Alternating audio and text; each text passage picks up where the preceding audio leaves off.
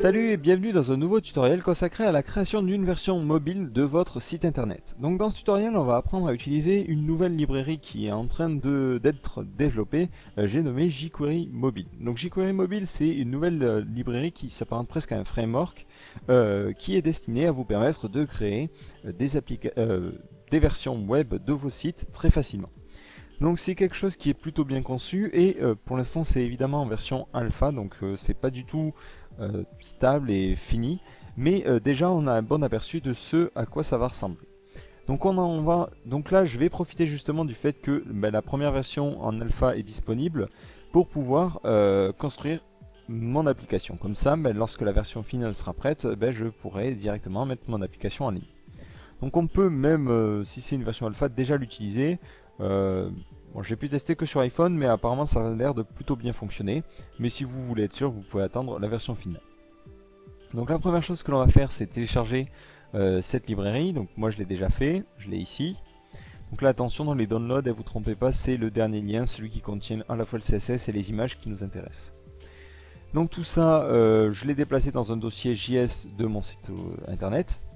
Voilà, que j'ai nommé JQ Mobile, et j'ai renommé les fichiers pour les appeler plus facilement.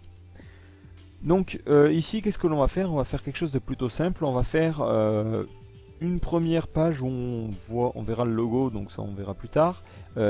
Et on aura la navigation avec l'accès direct au blog et la section tutoriel. Donc on pourra cliquer sur la section tutoriel. On aura alors une liste des différentes catégories de tutoriels disponibles. Quand on va cliquer sur un élément, on aura la liste des tutoriels de la catégorie. Et enfin, quand on va cliquer sur le tutoriel qui nous intéresse, on arrivera sur une page avec la description et la vidéo. Donc voilà, c'est ce qu'on va apprendre aujourd'hui à faire. Donc ici, comme je l'ai dit, j'ai bien déjà téléchargé jQuery, je l'ai placé là. Donc attention, un petit élément qui m'a fait bugger pas mal de temps, à savoir que des fois, quand vous allez installer et importer tout ça, vous allez voir que ça ne va pas marcher. Donc c'est important de préciser qu'il vous faut jQuery 1.4.4 avec ce framework là pour que ça fonctionne. Si vous avez une version en dessous, ça ne fonctionnera pas. Donc voilà. Ça va être important, surtout quand on va construire notre première page. Donc moi ici, je vais le faire directement sur mon site. J'utilise le framework CakePHP. Donc pour la partie PHP, je vais utiliser ce framework là. Mais vous pouvez tout aussi bien adapter avec du code PHP classique. Donc pour commencer, je vais créer un nouveau contrôleur qui va me permettre de piloter toutes les pages dédiées au mobile. Donc je vais l'appeler mobile controller. .php. Donc ce contrôleur, je vais l'appeler mobile forcément. Donc ça c'est la syntaxe de CakePHP. N'ayez pas trop peur si vous n'êtes pas habitué. Je vais lui dire de n'utiliser aucune table, aucun modèle spécifique, c'est-à-dire qu'il ne sera pas forcément lié à une structure de données. Voilà, et je vais créer ma première fonction qui correspondra à ma page d'accueil, index. Voilà, toutes ces pages vont utiliser un thème prédéfini. Donc ici, si je regarde le code source de jQuery, donc directement de la démo, la première page, vous allez voir que c'est plutôt simple. On a une structure qui est relativement légère et ce que l'on va faire, c'est qu'on va la recopier. Alors, normalement, je l'ai déjà fait, mais dans les layouts ici, voilà, j'ai copié tout ce code en enlevant toute la partie contenu, en laissant que la div principale qui restera normalement la même de toute façon. Voilà. Et ensuite j'ai importé donc mes scripts et mes CSS à moi. Donc jQuery 1.4.4, jQuery mobile et le CSS qui est lié. Et ensuite je suis prêt à charger le contenu dans cette div qui est le data role page. Donc ici important, vous avez cet élément là qui vous permet de switcher entre différents thèmes graphiques. Donc à savoir que jQuery mobile hop, a plusieurs thèmes, donc je sais plus où c'est. Voilà, thème frameworks. Voilà, vous avez les différents thèmes avec les différents éléments à quoi ils ressemblent suivant les thèmes. Donc moi celui que je vais utiliser c'est le thème A que je trouve plutôt sympa et plutôt classique.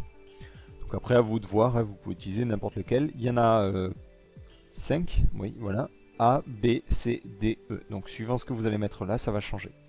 Sachant que vous pouvez mélanger, donc c'est ce qu'on voit par exemple sur la page d'accueil. Ils ont globalement la page qui est en data theme B, mais ensuite ils ont les listes qui ont un data theme C et les diviseurs qui sont en B. Donc vous pouvez comme ça mixer un peu les différents thèmes graphiques sur chaque élément. Donc moi je vais créer la page qui correspond à ma page d'accueil, donc je vais l'appeler index.ctp. Donc j'ai évidemment pas de moyen de vous montrer la version mobile directement là. Donc ce que je vais faire, je vais directement ouvrir mon site sur Chrome. Vu que c'est utilise le moteur WebKit, vous devriez normalement avoir le même rendu entre Chrome et votre téléphone portable. Voilà, donc je vais charger ma page. Donc là pour l'instant évidemment quand j'arrive, il n'y a rien de prêt, c'est normal. Donc ma page index, je vais juste y mettre du contenu. Donc vous allez voir que ce contenu va bien s'afficher, il n'y a pas de problème. Mais il faut que je lui dise d'utiliser mon template que j'ai défini là. Donc c'est ce que je fais directement en utilisant mon framework, donc function before filter. Donc si vous évidemment vous utilisez un autre système de décomposition de PHP, vous adaptez, mais globalement il faut que le contenu de chaque page soit chargé à cet endroit là. Donc ici, moi je vais forcer le layout en mobile. Et j'évite de supprimer le before filter, donc par exemple de point before filter. Voilà. Donc là, globalement, comme ça, hop, mon application va passer en version mobile. Donc je suis prêt à fonctionner et là, ce que je vais faire à chaque fois, je vais entre guillemets copier-coller une partie de la syntaxe de la démo. Donc la première page, ça sera la page d'accueil. Hop, comme ceci. Donc il sera une liste des différentes sections qui sont accessibles. Donc important, il faut toujours mettre ça dans une div spécifique qui aura la data role content. Donc à savoir que les pages, alors je finis juste d'écrire ça et je vous montre après. Normalement dans la doc vous avez tout qui est expliqué, donc si je retourne, hop là, voilà, et que vous avez la structure des pages, vous avez trois data roles, vous avez le head, alors voilà, le header, le content et le footer. Donc ça vous permet d'avoir ces éléments là, donc le header, le contenu et le footer. Donc moi le header je trouve ça plutôt sympa, ça correspond, c'est bien de l'avoir sur chaque. Donc voilà, moi j'ai chargé mon contenu, donc j'ai pris que leur élément de liste et si j'actualise, je vous fais voir que j'ai mes listes qui fonctionnent. Donc là à vous de voir si vous aimez ou pas que vous ayez un petit header en haut. Donc c'est vrai que c'est plutôt sympa d'avoir cet élément là qui reprend le titre. L'avantage c'est que ça permet après aussi de placer le bouton retour. Donc moi ce que je vais faire, je vais mettre une div data role header pour préciser le titre de ma page. Donc je vais le faire ici. Hop. Et ici je vais reprendre le titre de la page, title for layout. Voilà. Donc maintenant si j'actualise ma page, je vais avoir un petit header avec marqué mobile. Donc ça correspond bien à ce que je voulais. Sauf que là, je vais le changer pour mettre le titre que je veux. Donc déjà, je vais mettre Graphic Art dans le titre là-haut. Et ici, dans la page index, je vais changer et choisir ce que je veux mettre. Voilà, donc là, je suis prêt, j'ai ma liste. Donc cette liste, je vais garder le diviseur qui est en haut. C'est ce que vous voyez ici. Donc c'est plutôt sympa. Donc là, je vais mettre... Par contre, j'ai pas d'idée de titre. Ouais, je vais mettre navigation, bon c'est pourri comme titre mais on verra ça plus tard. Donc on aura un raccourci qui permettra d'aller vers le blog, donc /blog. Hop, comme ceci. Et ensuite un raccourci qui permet d'aller vers les tutoriels. Donc là, je vais directement utiliser les helpers de CakePHP, donc HTML, link, tutoriel. Alors, tutoriel.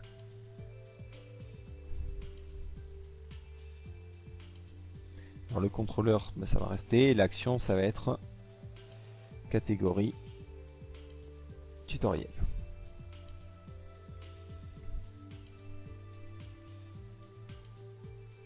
Voilà, et après les deux autres éléments on s'en fiche. Donc là j'ai choisi de pointer vers une nouvelle action, donc je vais créer une nouvelle fonction, catégorie, qui prend en paramètre le référent. Donc je peux avoir, si plus tard j'ai envie de faire par exemple pour la section ressources ou autre, l'avantage c'est que ça sera portable.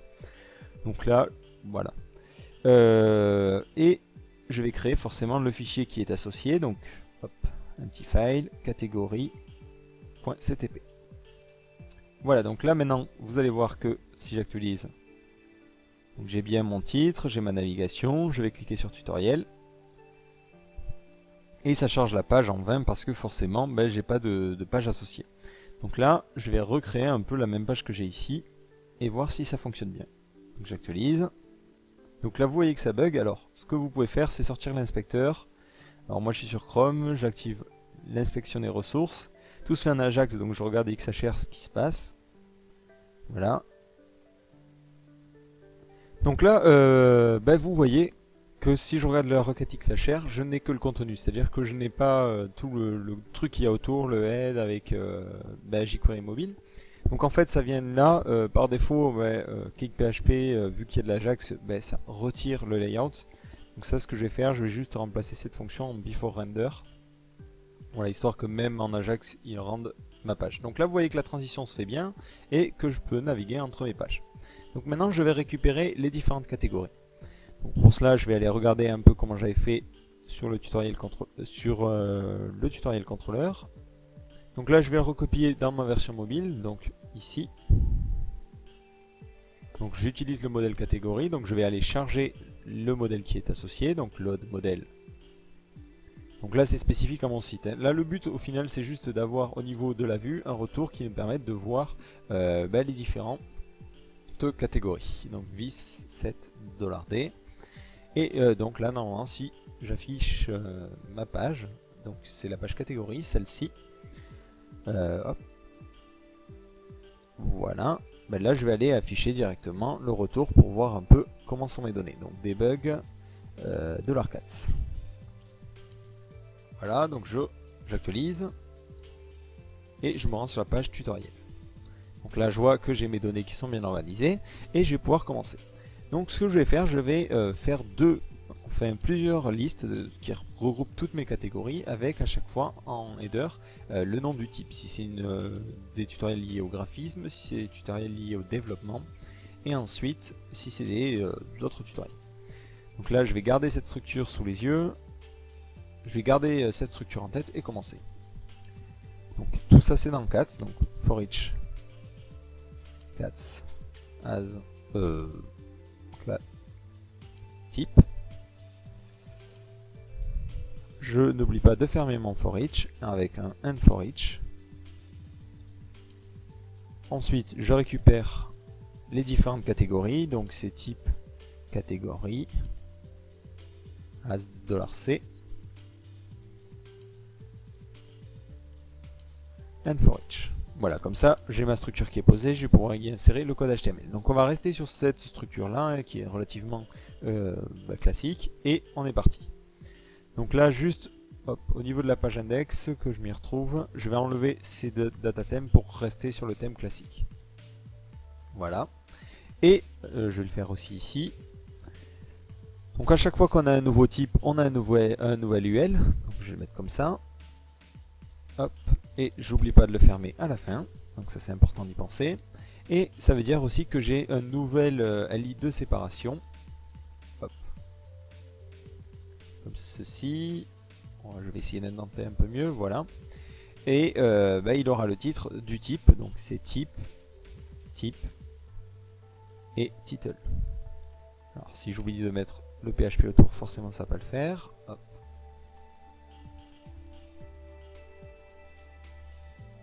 Voilà, donc là j'actualise. Voilà, et je vois que j'ai mes différents trucs. Du coup j'ai enlevé le debug, donc je me souviens plus comment sont organisées mes données, mais bon, c'est pas grave. Donc là ce que l'on va faire, c'est qu'on va mettre nos différents LI avec les liens qui mènent aux catégories. Donc li, et ensuite HTML, link,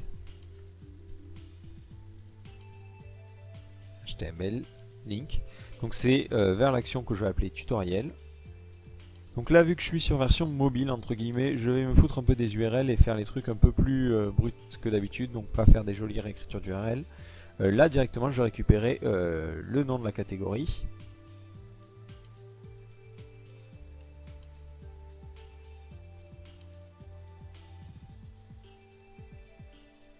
Et je vais appeler ça, alors je vais appeler l'id de la catégorie, donc $C ID.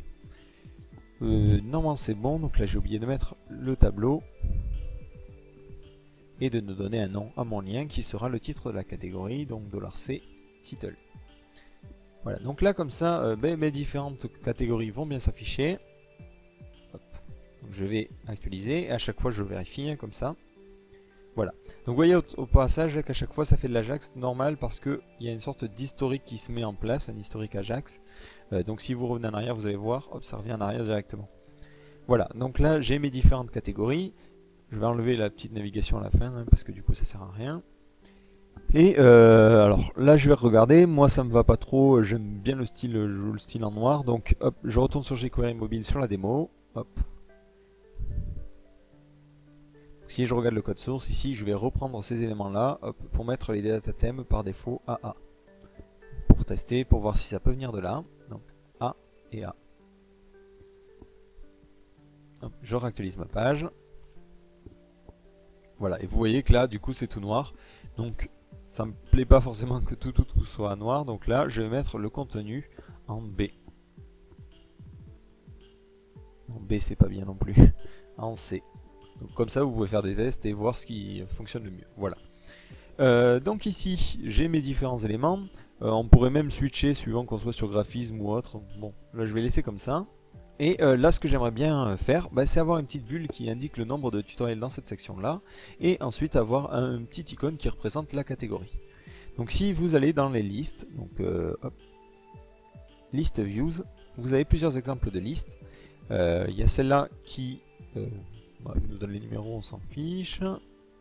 Voilà, on a celle-là qui nous donne des petites bulles avec les compteurs, donc ça nous intéresse. Et ensuite on a aussi normalement une avec des images, voilà, celle-là. Donc on va se baser un peu sur une combinaison des deux. Donc pour voir le code source, j'enlève juste le petit dièse, comme ça j'accède directement à cette page-là. Et là vous voyez que tout simplement ils mettent une petite icône. Voilà.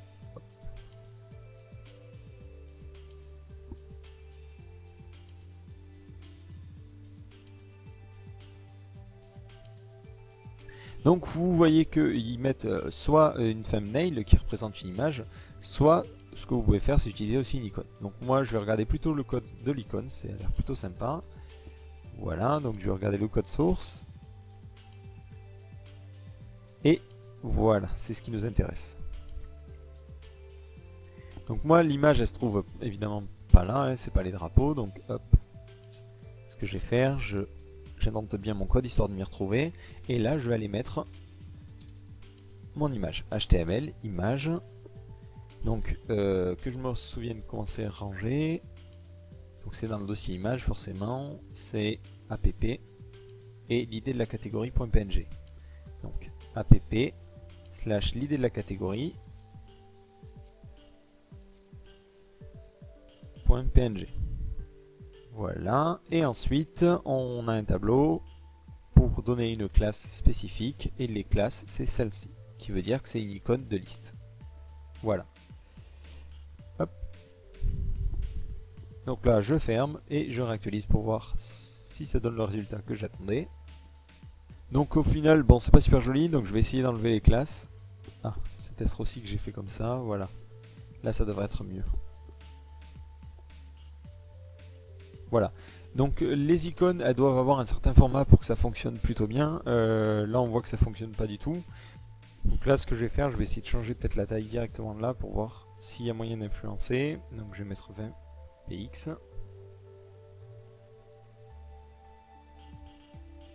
Voilà, donc là je vois déjà que ça a une meilleure tronche, donc c'est déjà plus sympa. Donc après si vous voulez, ce que vous pouvez faire c'est créer un autre CSS qui passe par dessus et qui stylise un peu mieux. Donc là on va rester sur ça. Et on veut donc une petite bulle qui affiche le nombre qu'il y a d'éléments dans la catégorie. Donc je vais vous réafficher un peu mes catégories pour qu'on sache comment récupérer le nombre. Donc normalement c'est un truc à base de tutoriel count. Voilà, donc tout en bas. Pour les catégories, ça me va pas. Alors, ici dans le contrôleur, je vais récupérer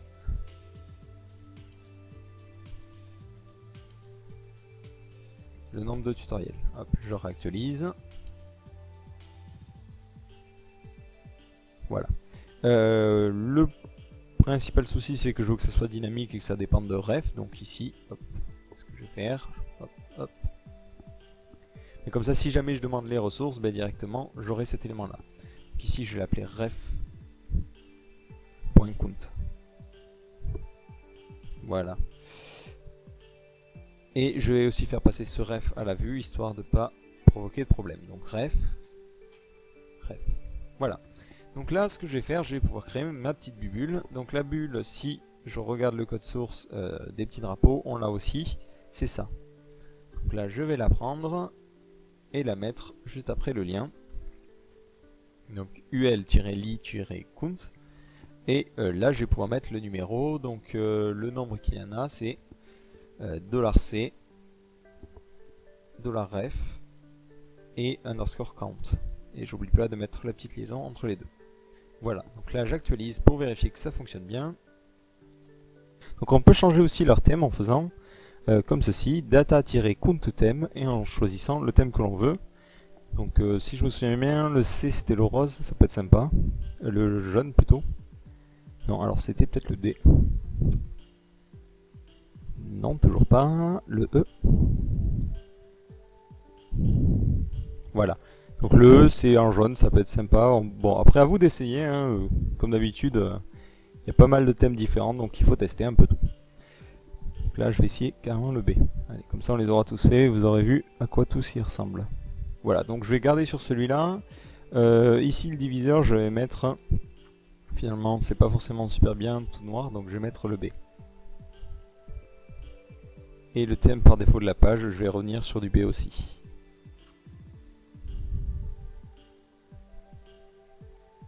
Donc vous voyez, l'avantage c'est que là vous pouvez passer d'un thème à l'autre relativement rapidement. Il vous suffit juste de changer data theme, de mettre B. Voilà, et vous voyez que ça a changé toute l'apparence très rapidement.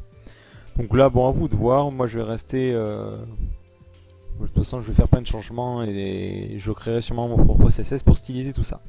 Donc là on a nos différentes catégories qui sont définies ici. Et on va faire en sorte que maintenant quand on clique, on arrive sur la liste des tutoriels. Donc je vais cliquer dessus. Forcément ça mène nulle part. Alors, j'ai dit que c'était l'action, elle s'appelait tutoriel et le nom de la catégorie. Donc ici, dans le contrôleur, je vais créer les fonctions liées au tutoriel.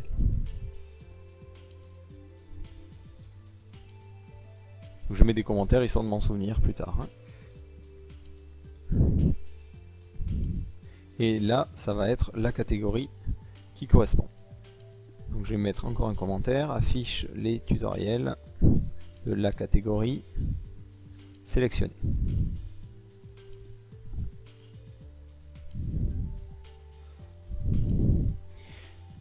Donc ici, qu'est-ce que je vais faire? Je vais récupérer les différents tutoriels. Donc je vais charger déjà le modèle qui est associé, comme ceci, visload tutoriel. Donc ça c'est spécifique encore une fois avec PHP. Et je vais lister mes tutoriels comme ça, avec un petit find.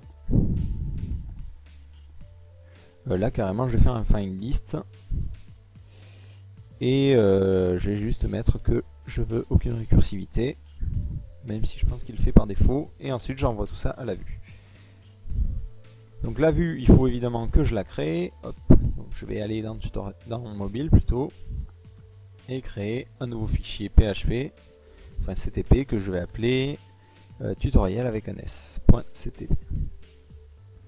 Voilà, et je vais encore une fois créer une petite liste. Donc div data-role égale content.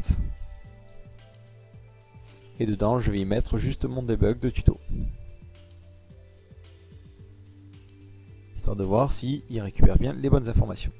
Donc évidemment, je veux filtrer par catégorie. Donc ici, ça veut dire que dans le contrôleur, je vais récupérer que les tutoriels de cette catégorie-là. Donc ici, je vais mettre une conditions qui me permet de trouver la catégorie qui correspond. Donc tutoriel.catégorie underscore id cat id. Voilà. Donc là, normalement, ça devrait me sortir tous les tutoriels dans la catégorie. Donc je réactualise ma page. Je clique sur Photoshop. Je vois que ça charge encore dans le vide. Donc ici, je vais regarder les requêtes en XHR. Donc ici il ne trouve pas find. Donc ici j'ai oublié de mettre tutoriel. vis-tutoriel-find.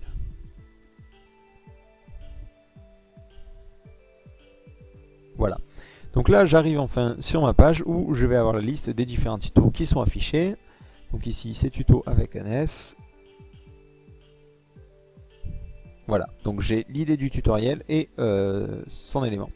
Donc la liste, je peux afficher tous les tutoriels. Donc là ce que je vais faire, je vais pas en afficher si peu, je vais afficher les 100 derniers tutoriels que j'ai trouvés. Donc limite 100, de toute façon je sais que avant que j'en ai 100 par catégorie j'ai le temps, donc hop. Et j'oublie à chaque fois le petit virgule. Voilà, donc là maintenant je vais pouvoir encore créer une petite liste. Donc je vais récupérer ce que j'avais créé pour catégorie. Hop. Alors au passage un petit détail sur ce que c'est que l'inset là, que vous voyez toujours à trou. Si vous le mettez pas, vous allez voir ce qui va se passer. En fait ça met des listes qui prennent toute la page. Donc après c'est à vous de voir ce que vous cherchez niveau design, mais bon, moi j'aime pas forcément. Voilà, donc ça fait un truc qui ressemble à ça. Moi je suis pas très fan, donc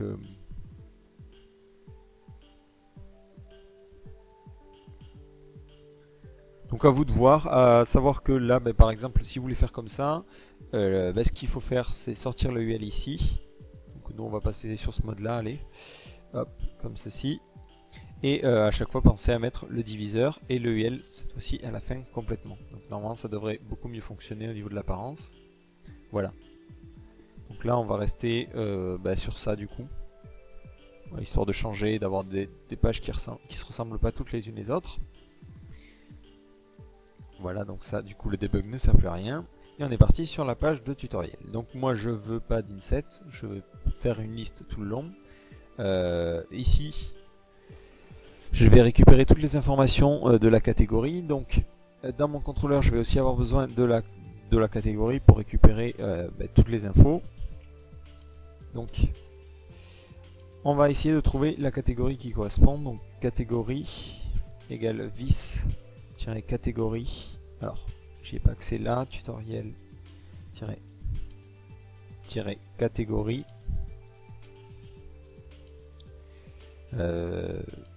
Et là, je définis son ID, cat_id. Et ensuite, hop, je vais utiliser un petit read. Je définis la récursivité récursive égale -1. Et ensuite, je vais trouver toutes les catégories avec un read. Donc là, normalement, je devrais en trouver qu'une. Et ensuite, je fais un debug de catégorie. Donc là, je vais éviter de le faire là parce que sinon, ça va faire bugger le template jQuery mobile. Donc je vais faire passer ça à la vue, cat égale $catégorie. Voilà, et ensuite, dans ma vue ici, je vais fermer les autres. Voilà. Je vais mettre un petit debug cat.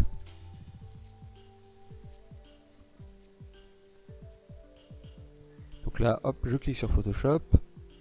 Donc vous voyez que je récupère bien tous les éléments liés à ma catégorie, donc c'est ce qui m'intéresse. Moi je veux juste le titre, donc title. Voilà. Je réactualise.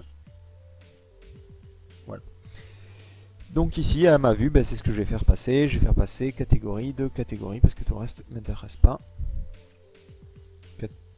Catégorie et title. Ouais, ou là carrément je fais fill title et je récupère directement le titre de la catégorie. Ce qui revient globalement au même. Donc ici, je vais afficher dans mon head le nom. Donc je vais mettre tous les tutoriels Photoshop ou tous les tutoriels PHP. Donc echo vis set title for layout. Donc le echo ne sert à rien, je sais pas pourquoi je l'ai mis. Donc là ça va être tous les tutoriels et le nom de la catégorie. 4. Voilà.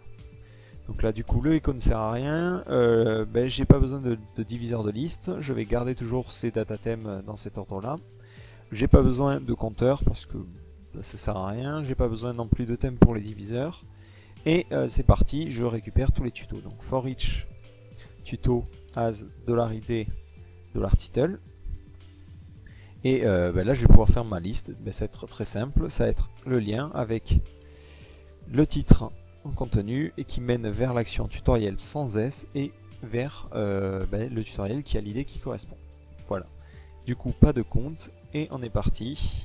Plus de debug. Donc là, vous voyez que la page est relativement rapide à créer. Voilà, donc là, je retourne en arrière. Donc là, accueil, ça ne va pas non plus. Ce que je vais faire, je vais mettre toutes les catégories.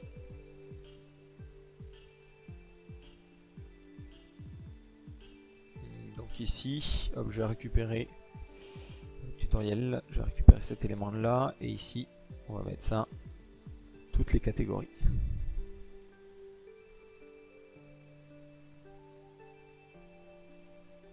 Trouver un.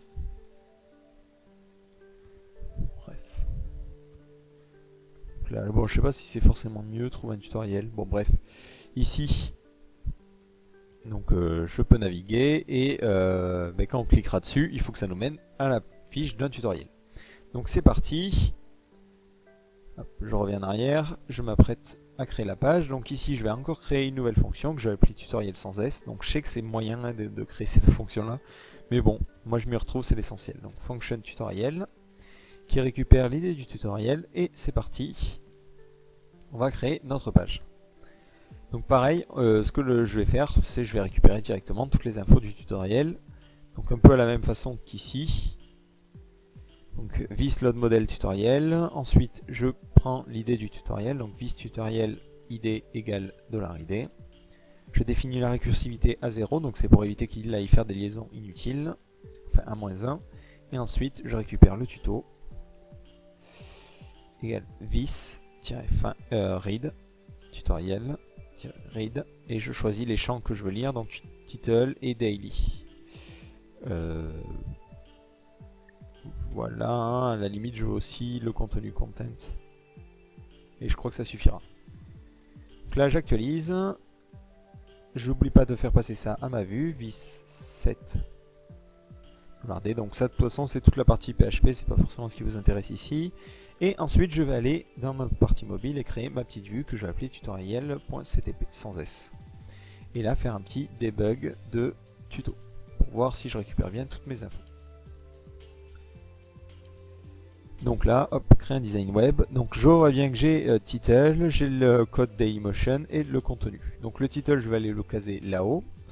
Donc en utilisant encore une fois cette fameuse variable magique title for layout. Donc qu'est-ce que c'est? C'est toujours dans un truc indexé par tutoriel, donc c'est pas forcément gênant.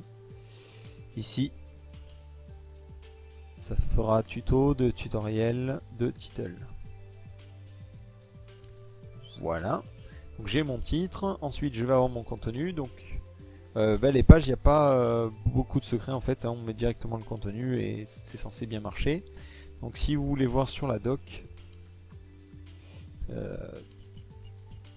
est-ce que j'ai des exemples de pages avec content formatting, basing HTML style.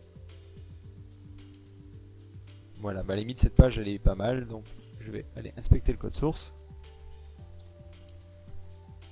pour voir comment c'est un peu comment c'est organisé. Donc une div qui a la data role content et ensuite directement vous voyez le contenu.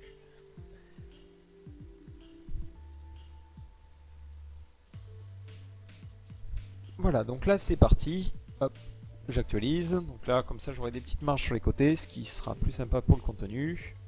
Ce set là je peux le mettre tout en haut. Voilà, et je vais mettre mon contenu, donc là ça va être très simple, ça va être tuto de tutoriel de content.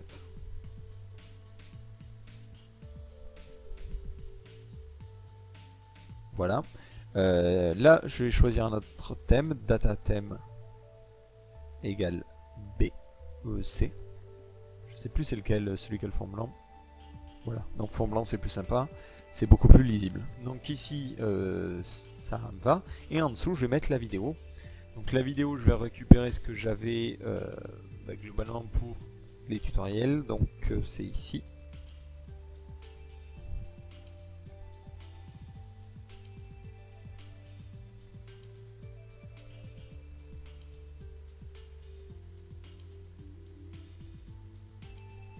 Donc Donc ici pour les tutoriels, je recopie directement mon code. Alors je sais que certains vont grimper au plafond en voyant que je mets du flash, mais vous comprendrez juste après.